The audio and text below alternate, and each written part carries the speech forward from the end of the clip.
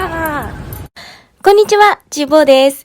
前回までの5日間のエジプト旅から、いよいよトルコはイスタンブールにやってきました。空港のSIMは割高ということで、まずは中心街のホテルまで下調べしていた鉄道で移動します。ホテルにチェックインして、SIMもホテルで調達します。両替は忘れてしまいましたが、だいたい60ドルぐらいを両替しました。電車で市内まで行くまではまず13番出口を目指してください。13番出口を出ると、この赤いメトロって書いてあるやつですね。これがメトロの入り口になってます。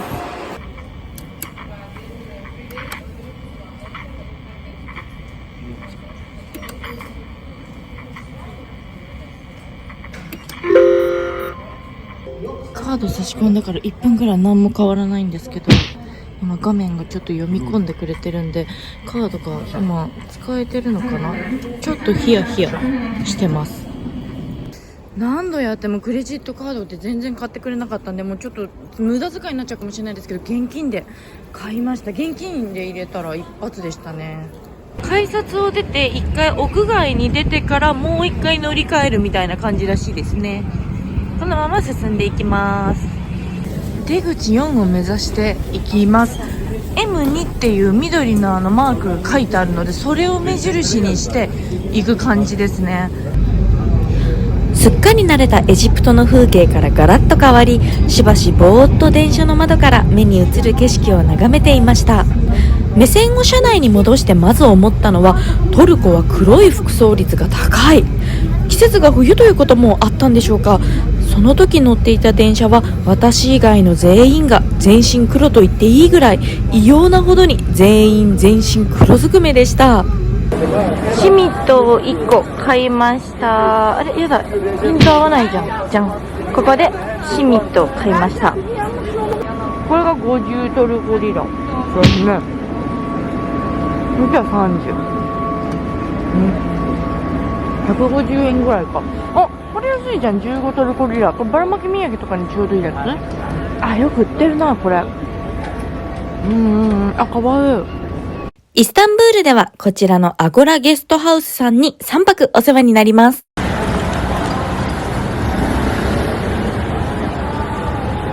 やっとキシケバブ。あ、ケバブだ。デネー、やビスケンデケバブ、やカバあ、イスケンデルケバブ。おー。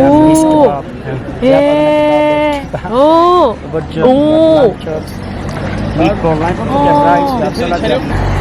ホテルの近くにはこういったアラスタバザールっていうところがあるのかな。ちょっと散策してみます。アラスタバザールはブルーモスクの裏手にあるバザールです。グランバザールやエジプシャンバザールに比べて規模は小さいですが、人混みが苦手な方やサクッとお買い物がしたい人にはちょうどいい規模だと感じました。すごい、なんかスザニのクッションカバーも置いてありますね。さすが近隣国。スザニのこういうねガウンっていうのあります。お洋服かわいい。この赤の帽子合わせるの綺麗だね。かわいい、すごい素敵。This is Zakurocha. Yes. This one. This how much? This is Hakugramu. Normal this 190. In Japanese, Hakugojo. 150 Hakugramu. 100グラム150 Yes, Hakugojo. トルコリラ。トルコリラ。おお。お皿は250とか160とかそれぐらいの値段っぽいですね。ちっちゃいのは80とかっぽいです。夜のライトアップされたブルーモスクです。ブルーモスクは翌日に回ります。次回の Vlog でご紹介しますのでお楽しみに。美味しそう。どれも何食べるか今すごい迷ってます。ちょっと観光地エリアなんでお値段高めのお店が多いので今考えて悩んでます。トルコは急激なインフレもあり、この辺り一帯はどこも私には高級でした。歩き回ってもなかなかこの価格帯のお店から抜け出せず、店先に置かれたメニューを見て比較的安いお店を探すことにしました。いろいろ悩みましたが、ここのお店に決めました。キベレホテルレストランさんはホテルが営むレストラン。ライトアップがキラキラ可愛いテラス席に座らせてもらいました。スタッフフの方もフレンドリーで、どこから来たのとか、美味しいかいとか気にかけてくれて、とっても温かい接客を受けました。私は食事のみの利用でしたが、外観は鮮やかなターコイズブルー。客室もネットで見てみると、トルコらしいインテリアが施されたお部屋で、とっても素敵でした。意外と想像より暖かかったトルコ。テラス席でも寒い思いせず食べれました。ご飯が届きました。めちゃくちゃ大きいから、メゼっていう前菜のプレートと、あとは私が食べたかったピデですね、頼んじゃいました。こんな感じでいただこうと思います。もう今お腹空いてるから全然食べれそうです。じゃーん。こんばんは。今イツタンブールの初のご飯をいただきます。前菜がですね、こんな感じで、見てでかいの、めちゃくちゃ一人でこれ、でも私多分食べれる、マジで。なんかドルマっていう葉っぱ、ブドウの葉っぱで、これね、一番手前のと、これなんか多分チーズとほうれん草かな、フムスがあったり、ナスのやつとサラダ、ごめんなさい、適当です。後でね、ここら辺に下に字幕とかで説明をつけておきますので、それを見ながらね、補足しながら、はい、いただきまーす。では、これね、野菜のなんかあえてるやつかな。あ、美味しい。うまっ。なんかレストランは多分だいぶ高いんですよ、今入ってるお店。多分1000リラぐらいしちゃうんですけど、これ全部食べて。お店によってちょいちょいやっぱり価格の幅っていうのはやっぱ観光地の中でも上下するので、ぐるっといろいろ見てから決めてもらった方がいいかなと思います。このメゼのプレートも量とかも違うのかもしれないんですけど、私のはこの500リラで1000リラぐらいするお店もあったんで、そのメゼのミックスで、まあ量が多いのかもしれないですけどね。なんで行く人数とかと兼ね合い、予算とかで兼ね合いで決めるといいのかなと思います。トルコはすごく物価が上がっているので、多分前年同月比60何パーぐらい上がってるのかな。だからもう倍以上、Thank you、 倍以上上がってますので、だいぶすごいんですよね。想像以上に高くてびっくりしちゃった、私も。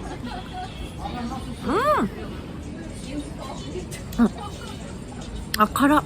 食べた後辛いわ。でも酸味もあって美味しい。さっぱり。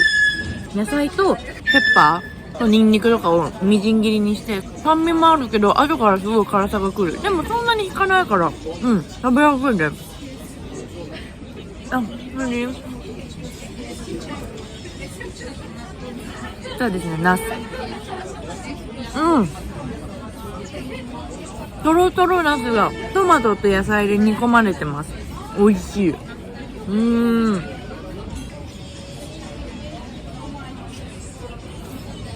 なんだろう、クリームチーズとハーブとかなのかな、これ。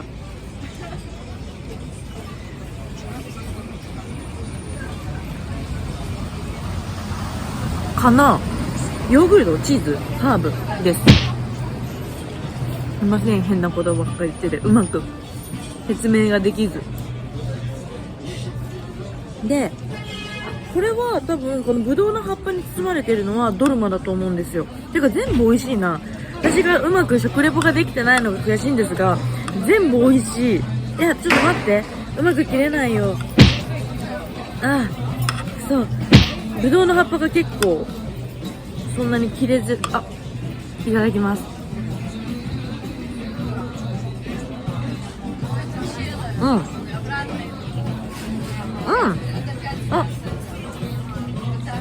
美味しいです。どうしよう、全部美味しい。あとフムスもあるでしょ。7種類ぐらい入ってます。なんか向かいに鳥がいるっぽくて、断末魔の叫びみたいなのをずっと言ってます。ずっとしてるんですよね。初めびっくりしたんですけど、フムスですね。ひよこ豆のペースト。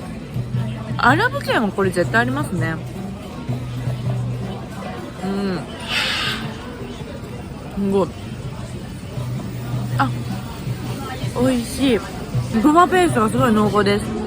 美味しい。でも一番これがお気に入りかも。この野菜のさっぱりしてるんだけど、これ何なんだろう、味付け。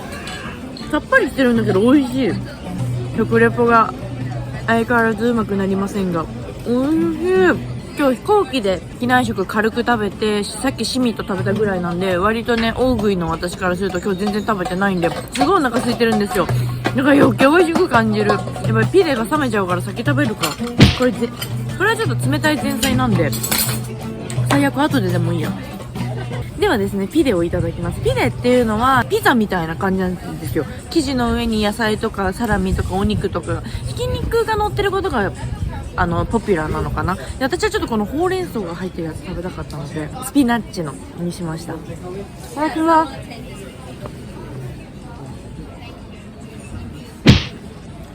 美味しいよね。当たり前だけど。美味しい。猫がいる。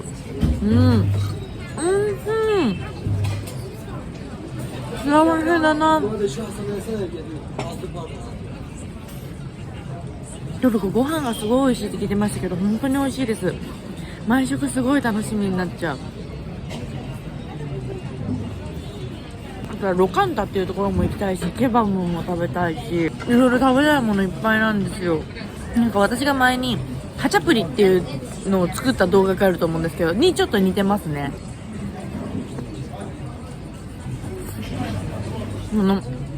船型っていうのがこのピレの特徴らしいです。はい。美味しい。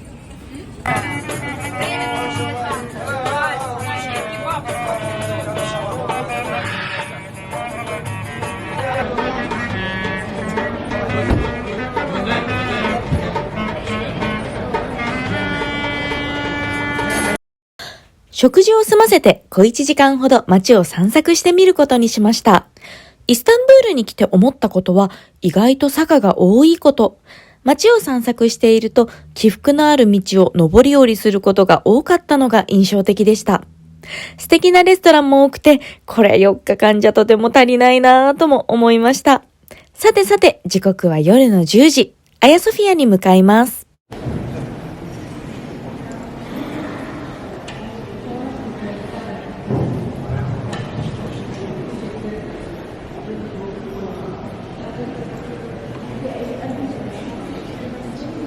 アヤソフィアは537年に建造されたビザンティン建築のドーム型モスクです。もともとは東ローマ帝国時代のキリスト教教会でしたが、オスマン帝国以降にイスラム教モスクとして改築、現在の姿になりました。ビザンティン建築の特徴としてドーム型とモザイク画が挙げられますが、アヤソフィアはこのドーム型の屋根の代表例です。建物内部にはキリスト教のモザイク画があり、黄金のモザイクと呼ばれています。アヤソフィアの名前の由来についてですが、元来の名称ハギアソフィアはギリシャ語で聖なる H を意味します。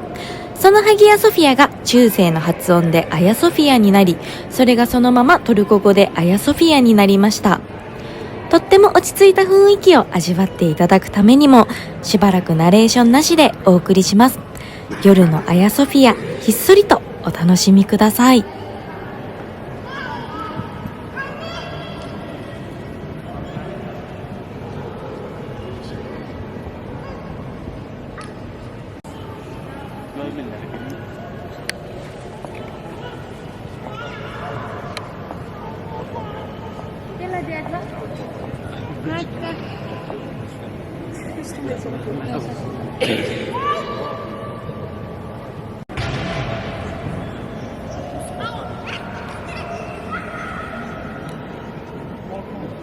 さて、こんな感じでイスタンブール1日目は終了です。トルコ Vlog、今回はここまで。次回はブルーモスクやトプカプ宮殿、ボスポラス海峡ツアーなど盛りだくさんです。この動画が面白いなと思った方は、高評価、コメント、チャンネル登録よろしくお願いします。インスタグラムでは写真でもお伝えしてます。概要欄、プロフィールからチェックお願いします。毎度恒例の謎動画とともにお別れとなりますが、ちなみにこの現象何なのかわかる方いらっしゃいますか？私は特に何か設定しているつもりはないんですが、旅から帰ってくると必ずこの写真と動画のミックスがあります。私は機械音痴なので、ご存知の方がいたらぜひコメントで教えてほしいです。ただよくわからないけど、わからないからこそ偶然に撮れたこの映像が旅らしくて私はなんだか好きです。残り1分ほどですが、ぜひこの自然体のリアルな旅の様子を一緒にお楽しみください。